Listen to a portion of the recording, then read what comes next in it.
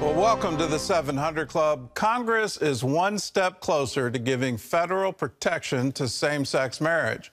In a key vote last night, the bill gained the support of enough senators to clear a filibuster. A final vote in the Senate is expected today. A bipartisan group of senators included an amendment protecting the rights of those who oppose gay marriage on religious grounds. Still, critics say the amendment doesn't do enough to protect religious freedom. Capitol Hill correspondent Matt Galka reports. The bill was amended by a bipartisan group of senators putting in more religious liberty protections. But some Republicans say that even with the amended bill, it's still lacking. The amended bill hopes to win over Senate Republicans seeking religious liberty protections. The changes were put in place by two Democrats, Tammy Baldwin of Wisconsin and Kyrsten Sinema of Arizona, along with three Republicans, North Carolina's Tom Tillis, Maine's Susan Collins, and Ohio's Rob Portman. The five released a statement on the amendment's effect, saying, quote, "Through bipartisan collaboration, we've crafted common-sense language to confirm that this legislation fully respects and protects Americans' religious liberties and diverse beliefs, while leaving intact the core mission of the legislation to protect marriage equality."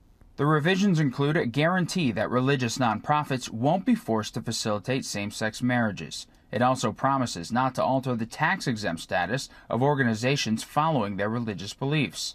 Supporters said that the bill was needed in the wake of the Dobbs decision overturning Roe v. Wade, after Justice Clarence Thomas floated the idea of revisiting multiple cases, including the legalization of same-sex marriage. Millions of Americans deserve equal justice under the law, and peace of mind knowing their right to marry the person they love is protected. Some critics felt the bill was unnecessary and singles out people whose religious beliefs teach traditional marriage. I think the bill needs to be amended.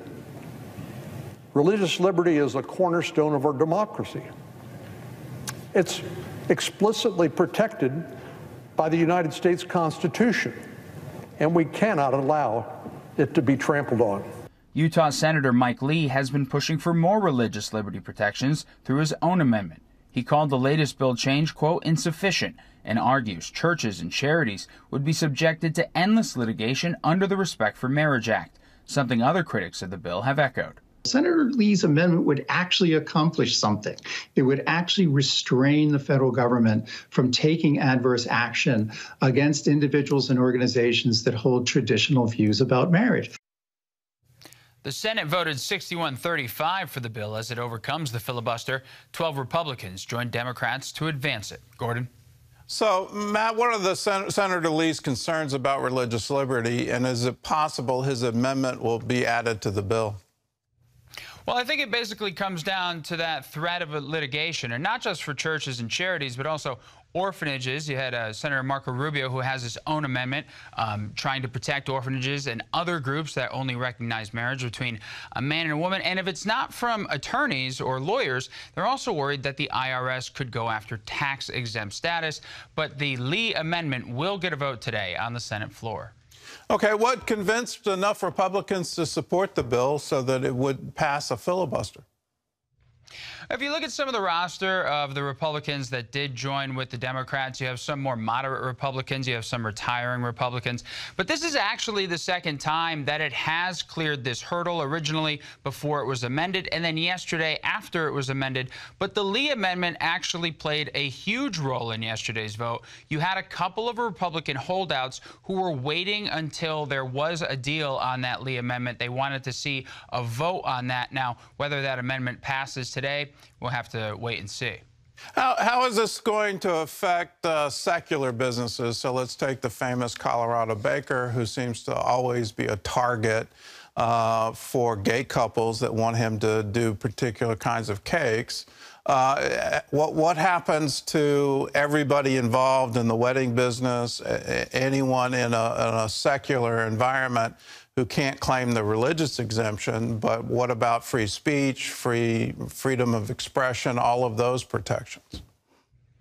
Yeah, and you know, in the piece we heard from Senator John Cornyn from Texas, he brought up some of those businesses and his concerns about basically opening the floodgates here for endless litigation and perhaps people being persecuted for their religious beliefs. I think that's why you have a large number of Republicans in the Senate and in the House also who are worried about basically what they're calling an open season on some of these groups. That's why they say it needs to be amended.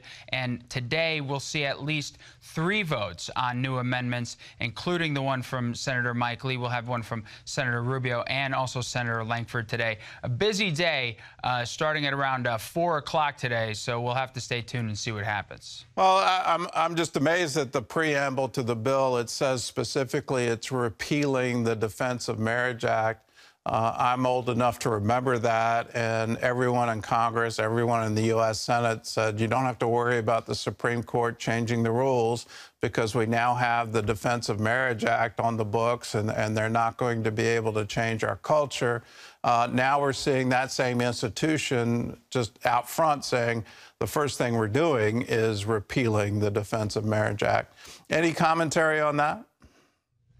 Well, it's interesting because I think you have both sides saying, even though, Gordon, you said you're old enough, we know you're not that old, but they say, you know, 10 years ago, this would be unthinkable that you would have both sides of the aisle coming together for this. But at least from some of the Republicans who are supporting it, some of them have cited a couple of national polls where they see a majority of people, and even some religious institutions that are supportive of same-sex marriage. So it's very interesting to see the changes. And again, when you look at the roster of some of the Republicans who have voted for this, some of them won't be in the chamber next year. So when you have senators and congressmen and women who are outgoing, sometimes they take votes they normally wouldn't if they were looking to get reelected again. So it's very interesting what's going on Capitol Hill right now. All right. Matt, thanks for the report. In other news, backlash is mounting against former President Trump over his dinner with an anti-Semitic activist. John Jessup has more on that story from our CBN News Bureau in Washington. John? That's right, Gordon. The former president facing criticism for meeting with Nick Fuentes, an outspoken white nationalist and anti-Semite. Trump blames Kanye West for bringing Fuentes to the dinner and claims he did not know who he was. The 24-year-old is a Holocaust denier and one of the most prominent white supremacists in America. West has also been under fire for recent anti-Semitic statements of his own. Some Republicans, including Trump's former vice president, are calling him out. Trump was wrong to give a white nationalist, an anti-Semite, and a Holocaust denier a seat at the table. And I think he should apologize for it. Trump's former ambassador to Israel, David Friedman, called the visit, quote, unacceptable, and urged Mr. Trump to disavow both West and Fuentes. Turning now to China, after a weekend of protests, the large crowds that assembled in cities across the nation are beginning to fade out. News reports cite a heavy police presence in Shanghai and Beijing after thousands turned out in at least 8 cities Sunday to protest China's harsh COVID policies, with some calling for the end of the Communist Party and for leader Xi Jinping to step down. The protests also creating concern over the global economic impact of threats to China's stability, with fears it could disrupt the worldwide supply chain. Speaking of the supply chain, President Biden is trying to avert a breakdown here in the United States. He's asking Congress to step in and end a looming railroad strike after failed negotiations between several railroad unions and the White House. The president says the shutdown would, quote, devastate the economy. Brody Carter reports on the potential economic impact. More money isn't the goal of these union railway employees. They're fighting for paid medical leave and more time to spend with family. Failure to strike a deal likely means more than just delayed holiday gifts.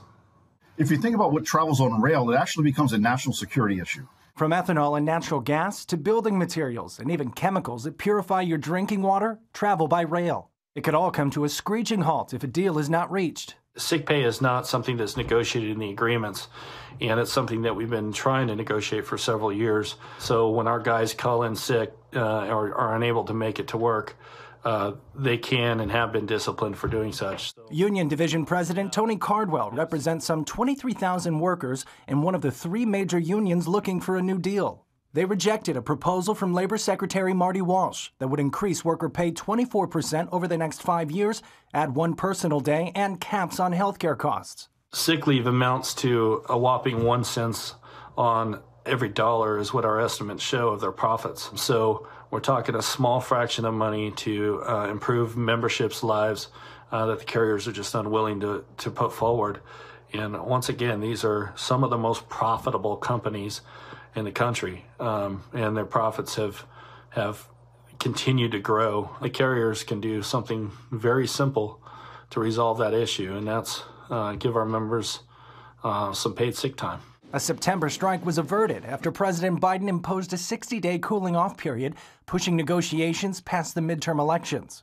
The only reason why right now that we're not in a worse situation is that the recession going as it's going right now, our imports from China are down significantly, and the ports are less busy. At this point, Congress could prevent a work stoppage or lockout through the Railway Labor Act, either imposing a deal or forcing workers to go back to work under the terms of the contract they just rejected. I really believe that they're going to have a strike, and once the government steps in and shuts down the strike, I believe we're going to have a massive slowdown. And it's going to cost the economy about $3 billion a day for every day that there's a strike or a slowdown. Nels says the problem could likely spill into the highway and longshoremen shipping unions. I believe there's going to be a domino effect. I think that, one, if these other unions see the railroad unions get a 25% pay increase, they're all going to want a 25% pay increase. And you're seeing that in Europe right now. In Europe, there have been a ton of strikes at the ports, on the rail, as well as with truck drivers, also with taxi drivers. So I think we're going to see that. And then I think that if there is a strike, you're going to see the other unions strike with them in solidarity. Threat of a strike comes as several railroads are seeing record profits. Unions argue those profits come at the expense of labor workers. If all 12 unions don't agree to the terms of a new contract, a full strike could happen in early December. Brody Carter, CBN News. And Gordon, as Brody just hinted, that comes right before Christmas. Well, this would be devastating to the economy. We've reported on this, but the potential for a railroad strike before. It was supposedly solved, and the union supposedly stopped down, but apparently it was just a delay. Let's get through the midterms first. Let's not crater the economy. But when you look at the pay increase that's going to them, you kind of scratch your head. What is this really about? If they do go on strike, expect a whole bunch of spillover effects. And the number one it'll absolutely stop the delivery of gasoline to the East Coast of the United States. That's the very first thing that will happen, and the first thing you'll notice. That you're not going to be able to fill your tank anymore. And then the spillover effects into everything. Railroads absolutely dominate our economy today. There's no way the trucking industry can take the volume that they currently carry. So this is a huge deal for you and me. This will affect everything. This will affect the ability to buy things at the store. It'll affect the ability to fill up your car with gas. It's absolutely going to affect the stock markets, every 401k. So this is of great concern. Now, what will happen if they get this deal? What will happen to other unions and overall labor costs? And will that again get us into an inflationary spiral? Once again, will it force the Federal Reserve to once again increase interest rates?